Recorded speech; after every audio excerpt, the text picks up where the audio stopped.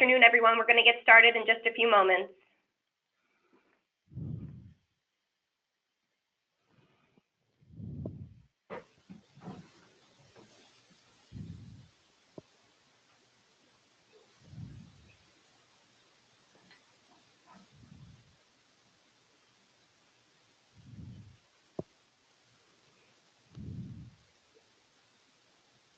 Okay, it is 2 o'clock now, so I am going to get started with our webinar.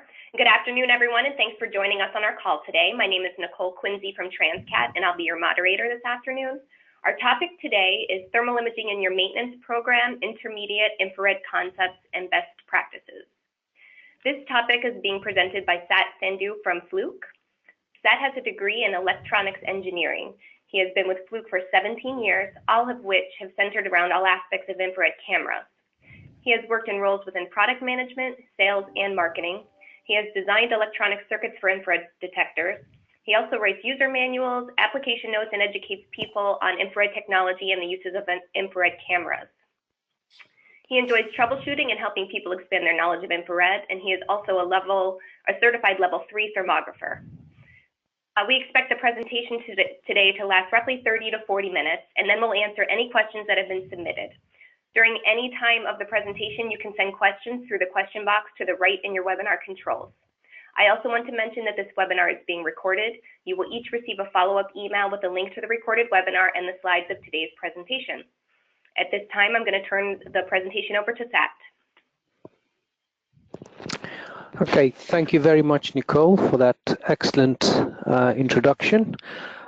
So without further ado, I'll start. As Nicole said, my name is Sat Sandhu, and I work as a thermography sports manager for Fluke. So welcome to everybody.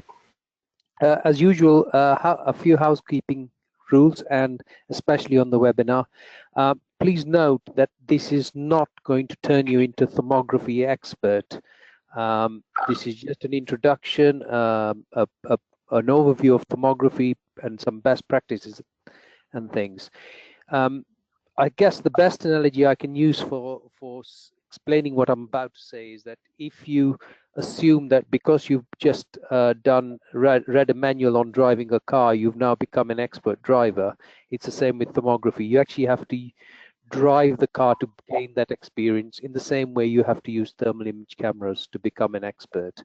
Equally, you need some experience, sometimes training, and that also applies to thermography. Just like driving a car, yes, you can learn to drive yourself, or you can have lessons from professionals and things. And there are various professional bodies that offer training, especially the ones that we recommend are usually independent of Fluke, so they're not linked to us, so there's no particular axe to grind.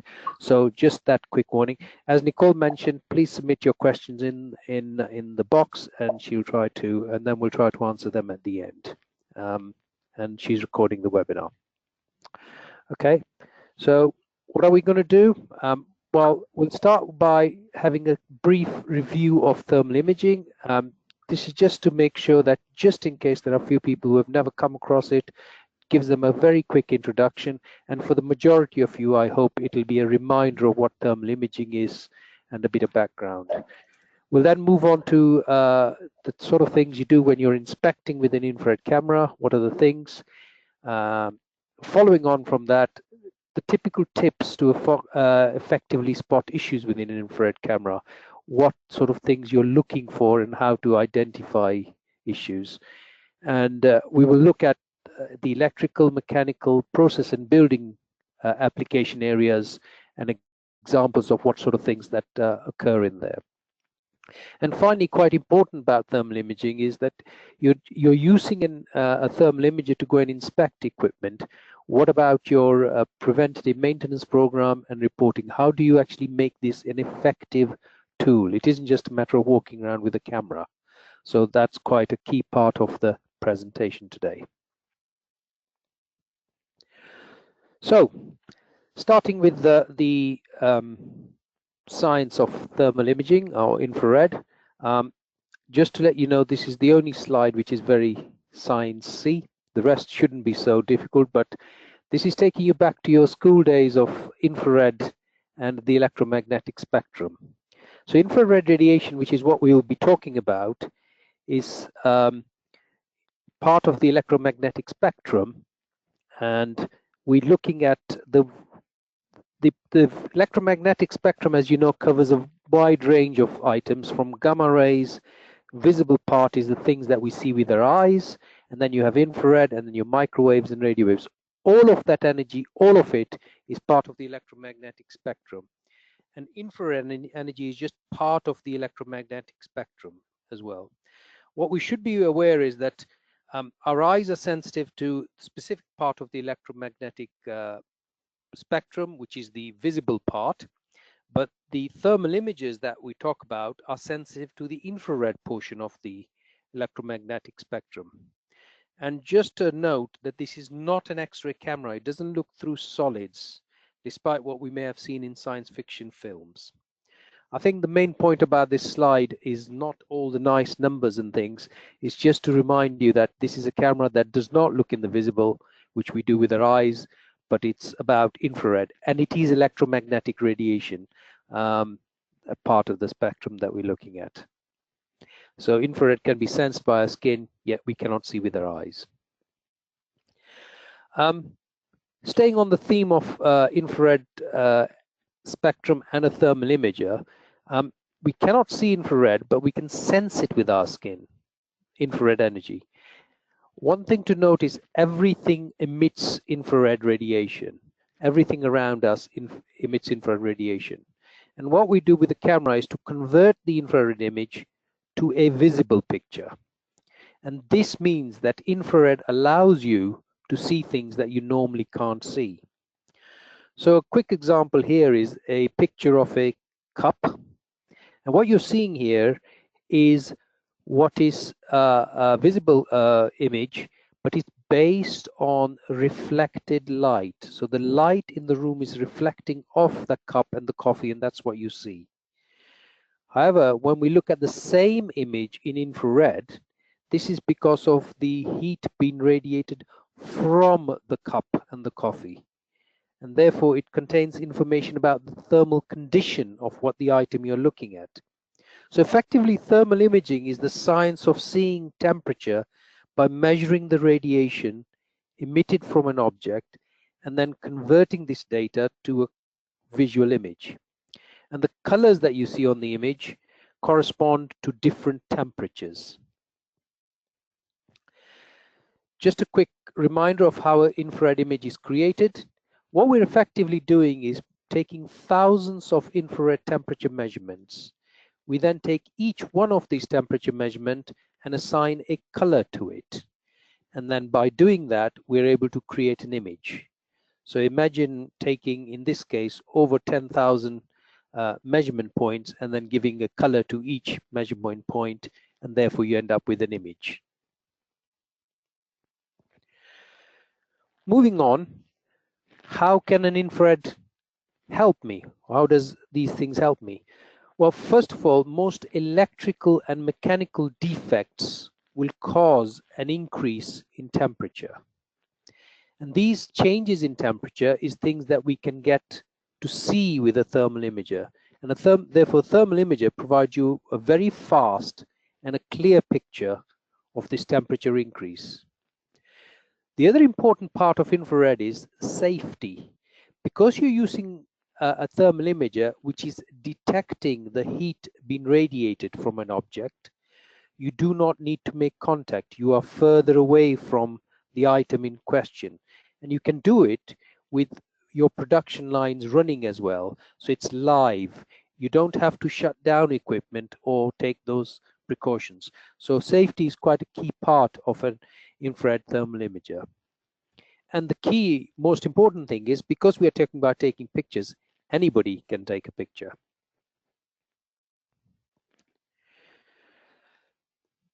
Now we can look at some of the applications infrared for thermal images. And this is just a short list of applications. Electrical is probably one of the predominant application areas for thermal images. We also have mechanical, which is very similar to electrical in that it's all part of preventative maintenance and predictive maintenance. Process manufacturing is another area of another application area. Buildings have become a good way to look at buildings and the fabric of the building. Research and development benefits quite a lot from thermal imaging, especially because of the nature of non-contact measurement. And utilities, whether it's water utilities, electricity utilities, they all make extensive use of thermal imaging cameras. So now we've started using a thermal imager, and we've described what a thermal image is, which is a picture based on heat and temperature. What are some of the things that we need just to be aware when we start taking images and start using the camera? Well, the first thing is we have to make sure that there is what we call adequate thermal gradients, i.e. there is a temperature difference to observe. If there isn't much of a temperature difference, you are not going to get much of an image. If I can use the visible camera as an example, the thing would be like pointing at a wall, a clear white wall, and expecting an image. Well, you're only going to get a clear white wall if you look at with a visible camera. There is going to be no detail. We also need to understand thermal capacitance when we're looking at thermal images and viewing it. Thermal capacitance is the ability of objects or materials to retain heat. This can be, the reason for understanding it is twofold. One, to make sure we can use it to our benefit, but also equally to be aware of it when we see things which may appear to be anomalies. And we refer often in thermal imaging about temperature anomalies rather than just saying this is a hot spot or a cold spot. The word thermal anomalies means there is a difference, and we can't always explain what it is, but then we've got the ability to start examining the detailed background to work out what it is. The other thing to be aware of when outside especially is things like wind effects. Wind, as you know, has a very cooling effect and is one of the best way of cooling things. You've only got to be outside and the wind to start blowing when you suddenly feel a chill. Weather forecasters talk about wind chill factors. Well, that affects thermal images. So if there's a wind chill or a wind, it's going to cool things down. You're going to get information which is not accurate. Avoid angular variations. Because you're using a camera and this is looking at radiated heat, electromagnetic energy, bit like light, angles and things can mean reflections, etc., and increase the effect of reflection. So the angle you view the object can be important as well. Too steep an angle and you will probably get very reflective energy. Looking directly on is obviously ideal. One quick reminder about heat when we're looking at thermal images is we must always remember that the movement of heat is always from hot to cold. So energy is always moving from the hot part to the cold part.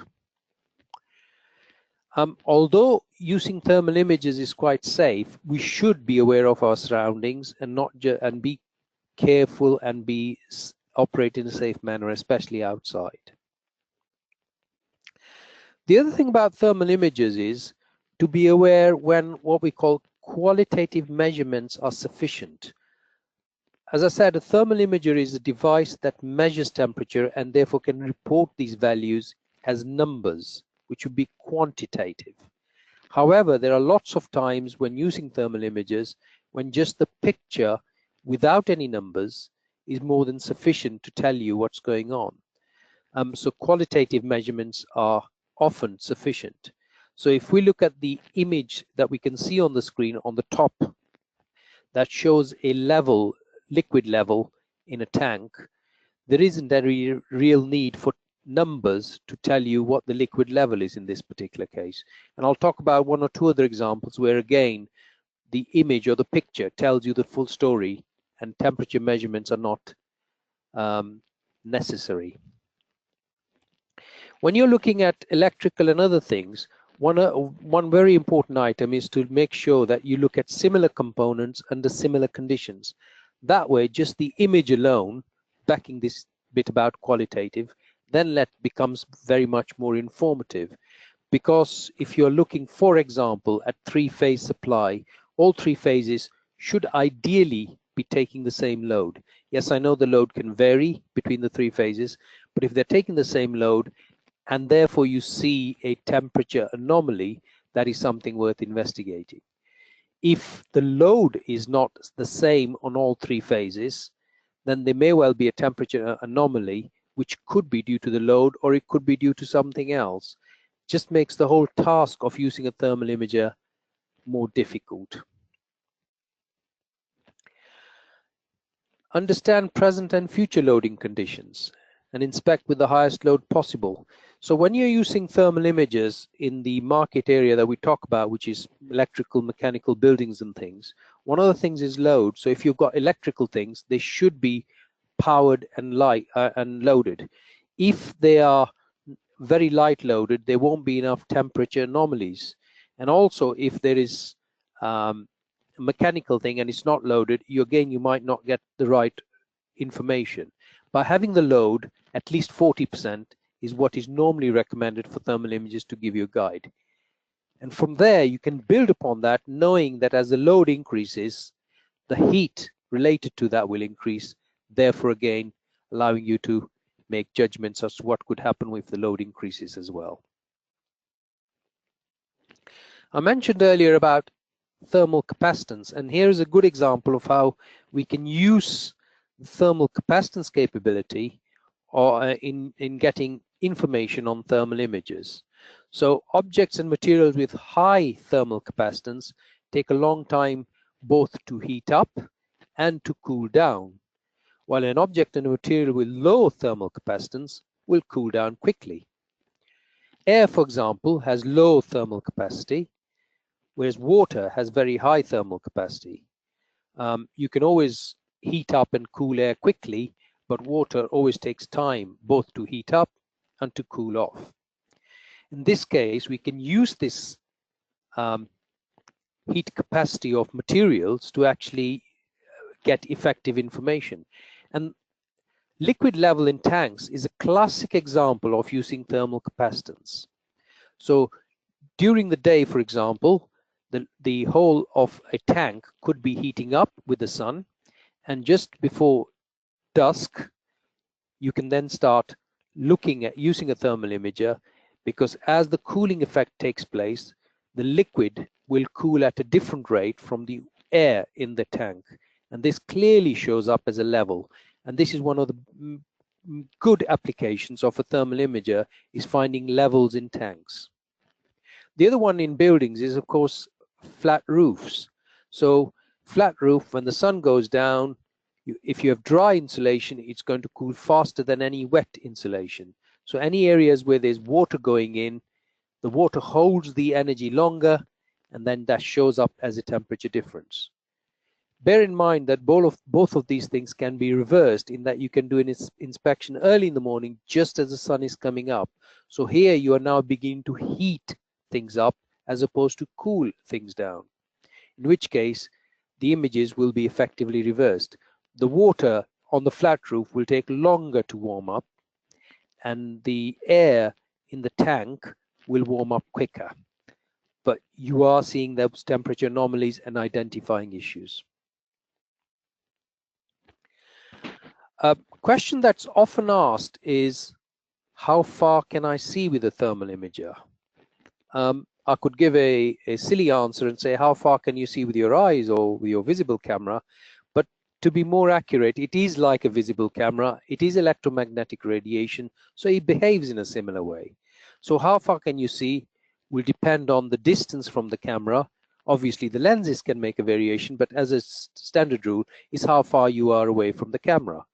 And then, what do you want to see? So in this very simple drawing, we can see that if you're near the camera, you can see the details of your fingers, but you cannot see the whole person. And going right to the bottom, you can see the whole person, but you cannot see the details of the fingers. So when we ask how far can I see, it depends on what is the item you want to see and what is the size of it. So we talk about spot size and resolution as the items to tell you about distance. To make this a little bit easy in terms of spot size and resolution, we have on our website what we call a field of view calculator. So obviously, if you want to see a large area, you can move away or you can move close in. However, as with life, sometimes you cannot do that. So optics and having lenses can help make a change on this. The field of view calculator, what you're allowed to do, what allows you to do is to enter a camera model, the type of lens you have, and then select whether you want distance or spot. Spot size being the smallest object that you can see. The units are in feet or meters, and then you either put the distance to spot size or the spot size. So having decided what you're going to select, whether you want to have distance, in which case you will get information about the spot size, or the spot size, in which case you'll get the distance. The graphic on the right-hand side will show the values for the spot size and the distance. And the total field of view, that means the complete image you can see, plus the spot size being 1 pixel. Bear in mind that's the visible 1 pixel size as opposed to the one that you can use for measurement of temperature values. We normally recommend at least 2 to 3 times the number of pixels to get a temperature measurement. And in there, you will also, on this thing, get what's called a D2S ratio. That means the distance to spot ratio.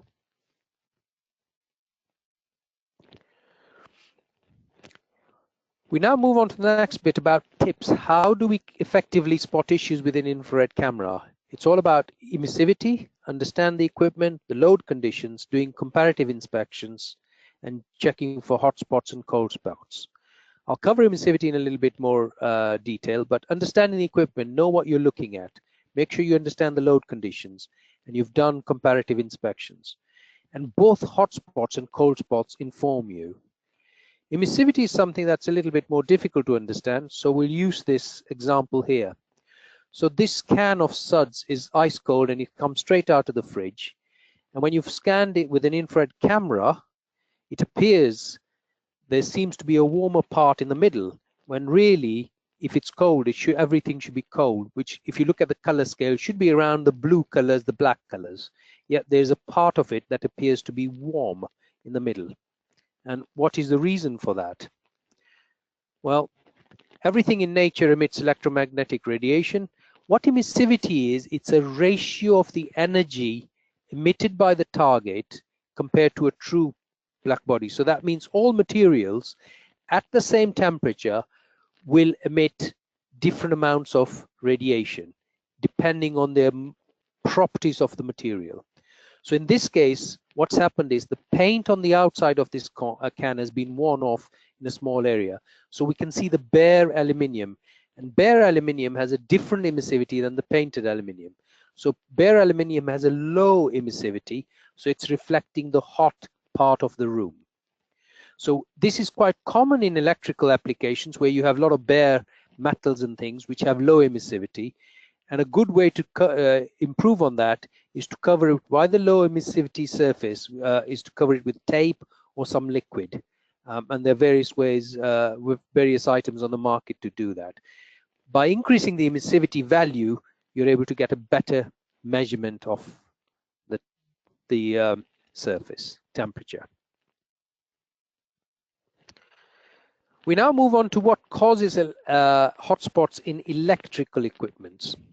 So in electrical systems, the usual causes of creating hotspots is three-phase supply. You have unbalanced loads. So unbalanced loads are going to lead to one of the loads, or whichever the loaded items are, showing more heat, generating more heat.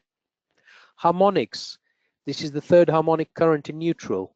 That will create extra hotspots as it creates energy, and energy gets translated into temperature and heat. If you overload a system, or if there's excessive current, this will lead into electrical hotspots as well. A loose or corroded connections increases the resistance in the circuit and therefore leads to hotspots. Insulation failure, component failure, wiring mistakes, all of these cause hotspots in electrical systems. But this picture at the bottom is a good example. I was talking about qualitative. You can see that one of the phases is warm. If they're all running at the same, there's obviously an anomaly there. So a qualitative picture gives you the information before you layer on any temperature information. This is just a few examples of electrical hotspots. In the first one, a hot phase of the 3 phases, a fuse disconnect in the middle bottom picture, a substation showing a hot connection, a lighting circuit, all of them generating heat and therefore showing hotspots. If we look at mechanical hotspots, these are usually due to reduced airflow or power quality problems like unbalance. So it comes back to the electrical side of overloading and things, and insulation problems. The other area is bearing problems, where bearings usually lead to heat because of lubrication, wear and tolerance, leads to increased friction, therefore showing up as heat. And alignment issues can also create extra friction, therefore heat, therefore show up. And here's just a few examples of mechanical faults. The misaligned belt creating friction and heat, the coupling in the middle column, a roller bearing running hot because it's probably either misaligned or there's other problems in the bearing. If we talk about process hotspots, this is processing applications as opposed to mechanical and electrical, then damaged structures, heat flows, problems with valves and traps, fluctuating tank levels, steam traps. These are all process applications where you can use a thermal imager to identify hotspots. And these are some applications of process applications. The cement kiln can very quickly show where the insulation is wearing away in a cement kiln. The tank levels we mentioned earlier. Steam trap working correctly should show hot on one side and cold on the other side. Weld cooling is another area you can see it.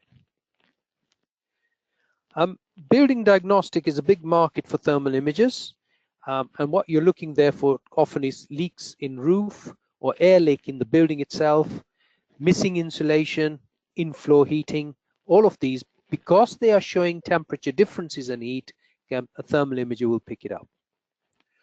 And here's just some examples of building diagnostic hotspots. Air leaks, a roof deck moisture ingress in the middle picture on the top is actually showing a visible picture, but just the moisture part as the thermal part. So it really highlights it very quickly and very efficiently as to where the fault is. So having discussed about application areas and where you can use thermal imager, what about preventative maintenance programs? So I want to talk a little bit about the trends, what are typical programs, the cost saving as to why you do it, some solutions and how to build a successful program. The first thing to mention is what are the trends in industrial maintenance? It's been driven by the fact that downtime is getting more expensive and maintenance has to do more with less everywhere. So the economics are a big driver in this. Everywhere workforces are becoming leaner, experts are retiring and not necessarily being replaced, production demands are going up, budgets are continuously decreasing, and just-in-time processes reduce the room for error. On the other hand, awareness is growing quickly. The value of good practice is gaining enough attention from industry influencers and professional associations. And then the technology driving. New technologies are experiencing mass adoption. Thermal imager is a good example of this. Tool prices keep falling down and performance is going up. Complex tools are becoming smarter and easier to use. And maintenance practices are shifting from being outsourced to being insourced. And companies are actually using these maintenance best practices both to reinforce and extend their competitive advantage.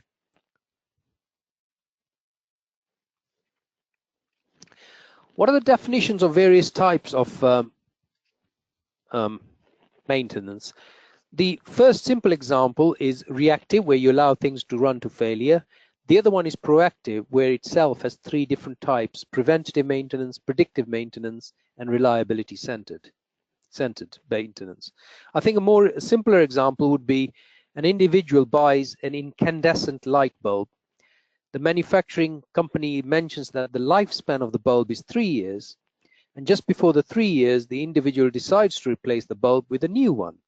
This you would call preventative maintenance. He's preventing faults from occurring. On the other hand, the individual has the opportunity to observe the bulb operation daily. And after 2 years, the bulb starts flickering. So the individual predicts that this time that the bulb is going to fail very soon, and therefore decides to change it for a new one. This would be called predictive maintenance. You're trying to predict when the thing's going to fall. The other one is, of course, you ignore the flickering bulb and only go out to buy another replacement bulb when the current one fails. And that is called corrective or reactive maintenance, which has its place, but it can potentially be a risky approach in some cases. And Reliability Center is making a mixture of all those things about the asset uptime. So now we talk about examples of cost saving. There have been various studies done, but the APRI study of many plants has shown quite clearly that plants that are reactive have no cost savings, and it costs them, for rotating machinery as an example, $17 per year. If you go down the preventative route, you can reduce that to $13, and those that are using predictive maintenance can drop down to $9 for that one motor. So you can see a huge amount of saving from the $17 to predictive and preventative maintenance approaches. Another example where a large company implemented a predictive maintenance program, and they did that on all their pumps, motors, fans, compressors, and blowers. And they've been using this quite successfully for 25 years. And they're quite clearly able to document it and saved millions of dollars. And the average cost benefit over the past 30 years has been shown to be 20-1. Benefits, obviously, avoiding catastrophic failure is the big one, and scheduling repairs during plant shutdowns. It's not just for big companies. Even a small company can benefit from this, because you can reduce your unplanned failures to nearly zero. You can improve the maintenance budget because you're monitoring the pumps and making sure you treat them critically. And quite often you can make the pumps run longer before you need to carry out repairs. And because you're planning the repairs, you're eliminating the need for more overtime, but just be able to schedule the maintenance much more effectively. So proactive maintenance, it gives you predictability, it gives you that maintenance for the staff, you're increasing your safety, and it's improving the revenue. That's the bottom line for every organization. It's about revenue. Increase the maintenance interval, get reliability, and the peace of mind you get. So what about the solution? Asset uptime.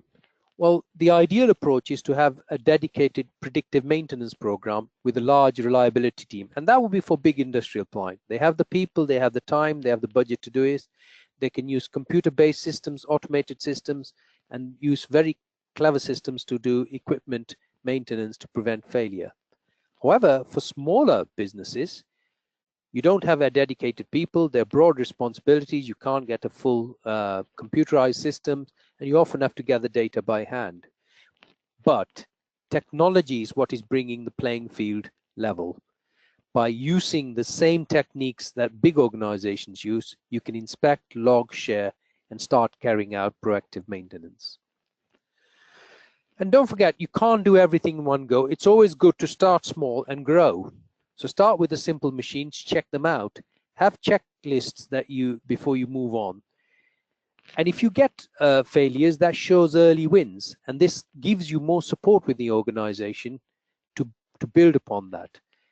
And proactive maintenance isn't that different from troubleshooting. It's just faster and easier and uses less expertise. A good starting point with a program is obviously start with good baseline data points. And this allows you to compare to that baseline over a period of time, changes taking place. Doing periodic inspections using the screening tools to find problems. And then if necessary, get the better diagnostic, the smarter tools to find the faults and diagnose the repair action, and then fix it quickly. And finally, go back and validate the repair with your screening tool. This rather complex guideline is a simple guide of how a thermal imager could be used to go through a flow chart to decide what to do. So you start with the thermal image. The first thing is there an anomaly observed? The answer is yes or no. And then you can track through the various things to decide. You end up with either you have no further action, you may want to inspect again, you may need extra information. For example, what was the loading conditions when you saw that? And finally, if there's a big anomaly, it may lead straight to repair or action immediately. A program that builds in a maintenance chain relies on beginning with scanning. And in this case, you could use a thermal imager and also other equipment like vibration meters. You're then diagnosing what it is. You're looking at the thermal image, trying to work out what the problem is. With vibration, obviously, you've got other data. And then you fix the problem. And finally, go back and validate it by checking it. And of course, using multiple tools is more than the sum of parts. So a maintenance program is a policy of combining various things together. It's not just a single item. This is the selling bit. You knew it would come. Technologies and solutions from Fluke. We offer various thermal images for thermography in infrared, so you can look at faulty connections, overhead bearings. We have tools to do vibration and alignment checks. And then, of course, our scope meters for checking power quality, harmonics, distortions, insulation testers, and then process tools to measure pressure, temperature, and checking on transmitter valves and switches. So a huge range of products, all available through Transcat. So with that, I'll pass over to Nicole. Thank you. Okay, so before I go into the Q&A, we do have two certified level 1 thermographers on our staff if you have any questions, and we have a thermal imaging hotline set up in the numbers below. So if you have any questions on, if you want to learn more about thermal imaging or you want to talk about a specific application, we are prepared for your questions. So as a reminder, you can submit questions to the right in your webinar controls. I already have a few questions set up, but feel free to keep submitting them. Okay, first question. Does distance of the photo taken affect the reading of the temperature? Does the, sorry, what was the question again? I'm reading it verbatim. So, sorry. Does distance of the photo taken affect the reading of the temperature? The short answer to that is no. The distance does not affect because it's the energy from the item. What is more important, if you remember the picture I showed about the spot size, is that is the item you're looking covering the pixels enough. So if you're too far away, for example, you want to measure the temperature of your finger, and in that slide I showed, and if you're so far away that you can't even see the fingers, you won't be able to get a measurement of the temperature of the finger. But you will get, say, a temperature of the measurement of your hand. So you need to get closer. So in that respect, it's a bit like a visible camera, if you can see it in things. But the distance itself does not affect. So if you have a big sheet of wall, whether you're standing a foot away or whether you're standing 5 feet away, because the wall is going to be the same, it's not going to affect the temperature reading. Okay. Keeping in mind heat capacity and desired load, what time of day is the best to do a thermal inspection? So when it comes to heat capacitance items, things like roof inspections and tank levels and things, the ideal time is when you've got a change taking place. So dawn and dusk are ideal because at dawn, you've got things that are going to start you're going to go from cold to hot. So it's been cold at night, and then the sun coming out is going to start heating things up. And then at dusk, you've probably had the sun, or even if you have a cloudy day, there's still quite a lot of heat coming through. It's heating up, and now as the sun goes down, you're going to start getting cooling effects. So dawn and dusk, where there's change taking place. Okay, how do I determine if heat in my electrical system is due to harmonics? Well, the thermal imager will only show you the fact that there is a hotspot there. What you then have to decide is look at it like comparative. Is this a three-phase cable? What are the similar components and what do they look like, and make a decision from there. Carrying on that, in one of the slides I mentioned about getting more diagnostic tools, that's where you then start bringing in power quality tools to see whether there are harmonics going on there rather than a connection. I didn't talk about two typical types of heat sources in electrical systems. You usually get what we would call two thermal patterns or signatures. One where the whole cable, for example, is showing hot. That's usually due to loaded current or current effects. And the other one is where you have a hot spot, and as you go along the cable, it's tailing off. And that's usually due to loose connection. But a harmonic will create a hotspot, which doesn't necessarily be directly related to either the connection or on a loaded cable. But yes, so extra tools come into play, and electricians know about harmonics, so they can bring those items into play. Okay, do you have any recommendations for implementing preventative maintenance for companies with large maintenance teams?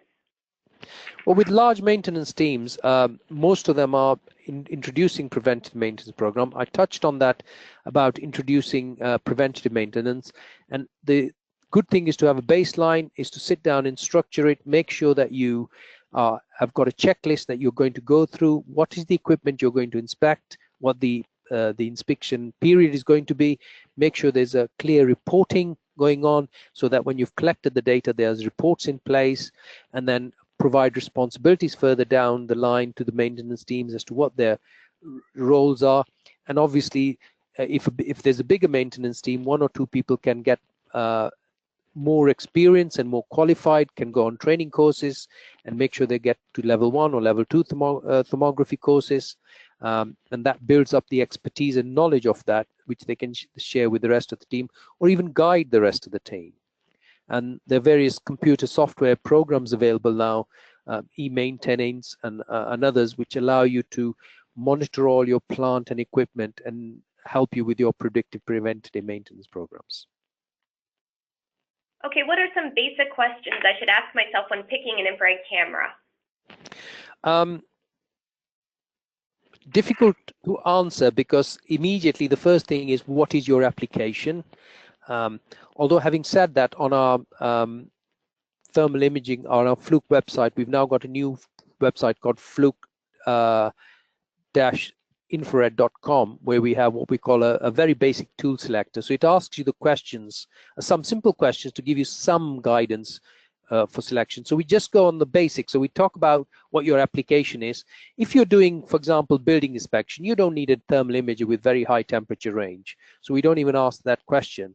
We then go on the type of focus systems that you'd be comfortable with. If you're a bit of a novice, you just want a fixed focus system.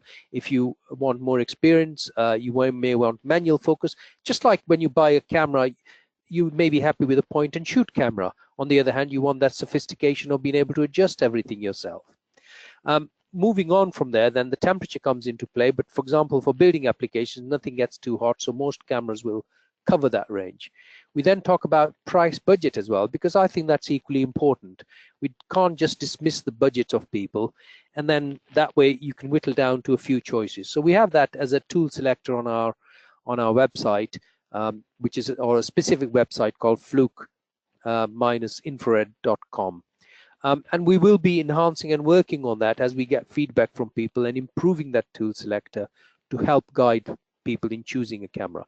But your application, the type of a person you are, the focus system, the budgets, these are the questions you need to consider. And I'm sure your both Ben and Susan can guide anybody who rings in as well. Sure they can. Okay, does debris and dust cause hotspots in solar array during thermal inspection? Debris on a solar panel will not necessarily cause hotspot. If anything, it may cause a cold spot because you won't be able to see that. It's reducing the amount of radiation. But if it's solar arrays are usually made of glass type material, so they are quite emissive, although it may look like they're not. So any dust on there will act like an insulating effect on or debris on there. How often do I need to perform infrared inspections? If you have set up your program correctly, once you've done your baseline, you can go around and inspect at least once or twice a year. If when you've gone and done the inspection, you find things which are anomalies, and I showed that chart, you may choose to do some more quickly.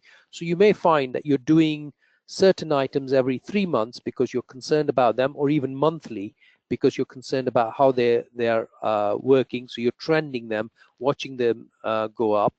And there are other things which are running smoothly, you can leave longer. So it's more about getting that knowledge and information as to what the plant and equipment is doing, and that dictates how many times you're going to inspect. I can give a very simple analogy. If you walk out of the door and you find that your car tire is very slightly low, you may still choose to drive it, but you're going to monitor it a lot more closely over the next, few hours even, or even the next few days, and, get to the garage quickly, or, to the auto shop to make sure you get that fixed, or pump the tire up, or you maybe pump it up and then drive it and monitor it more closely. But yet you don't look at your tires in detail every day. But when you observe an anomaly, you make sure you observe, you keep a closer eye on things. Okay, last question. Do you have any recommendation for high temperature infrared imagers, such as plus or 2000 degrees Fahrenheit readings? Within the Fluke range, we do have a thermal imager that capable of measuring up to 2000 degrees centigrade. It's at the high end. So really, those cameras should be selected for the particular application. So if you have very hot furnaces and boilers and things, then you should go for the 2000 degree. But make sure you actually need to measure temperature accurately as well. It may be possible that you could make do with a normal thermal imager, and if you just want qualitative, someone like Ben and Susan can guide you on how you can just create a simple filter, like putting a piece of plastic in front to reduce the energy and just get a picture of it. You will not get any temperature information, but you'll get a picture. But for measurement per se, select the thermal imager with that range, and that's part of the selection process. And again, both Ben and Susan can guide you on those as well. We do have one more question that slipped in as you were answering. No problem. That's our final one. Can you take a picture, or I'm assuming that's an image, through a panel cover? No, thermal imagers do not look through solids. There are certain items which act as windows or infrared windows. They're usually made of things like germanium or one of those salts, calcium fluoride, which is both visible as well. But a thermal imager is actually looking at surface temperatures all the time. So it's always it's not looking through any solid. So for a panel, either you have to open the panel to inspect the electrical equipment inside, or alternatively, what we recommend if you do not want to open panels is to install infrared windows. And these windows, you cut out a hole in the panel, fit the window on, and then because they're visible, you can, and it's got a flap on the front, twist the flap to the side, and you can then both look visibly through the window and also with the thermal image camera. Okay. Thanks everyone for your questions. That concludes our time for today, and thank you, Sat, for presenting. If you have further questions or would like to find out more about Transcat's product and service offerings, you can find us on the web at transcat.com, or you can email me directly at nvanwert@transcat.com. I appreciate you joining us today, and we hope you got something out of the presentation and that you continue to join us for future Transcat e-learning webinars. Thanks, everyone. Have a great afternoon. Thank you, everybody, and thank you, Nicole. Thanks.